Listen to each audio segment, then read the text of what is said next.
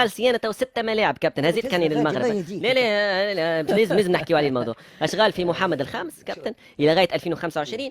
ملعب فاس، طنجة، أكادير، الرباط، وملعب مراكش. 6 ملاعب. المغرب تحضر في روحها تستعد ل 2025 كأس إفريقيا، عندها فرصة كبيرة لاستضافة المسابقة، لاستضافة كأس إفريقيا للأمم. كان نعرف الصراع الجزائري المغربي، ولحد الآن المغرب نوعا ما مفضلة على الجزائر، تعرف المستجدات كابتن. دونك هم يحضروا في رواحهم يا كابتن. انا جاوبتك بالمره وقت جاوبتي على كاس العالم. أي.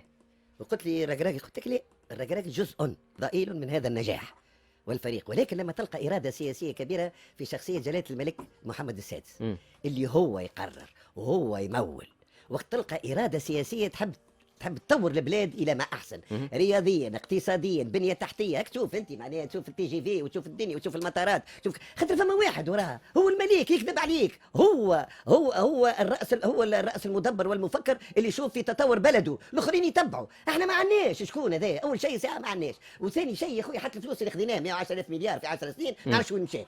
معناها تصور كان 10 سنوات كل مره عملنا حويجه كذا رانا ماناش في هذه السيره. دونك خويا العزيز ليس هناك اراده سياسيه في بلادنا. زيد على ذلك ليس هناك قروش، زيد على ذلك ليس هناك كفاءات. يعيشكم من ظلكم، نتكلم بصراحه، ما فماش كفاءات. يحسر على كفاءات وين كابتن ساعه؟ في رجال دوله.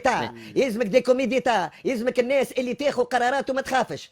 هنا ما عندناش خويا المغرب. هنيئا لكم بوجود جلاله الملك محمد السادس، هنيئا لكم.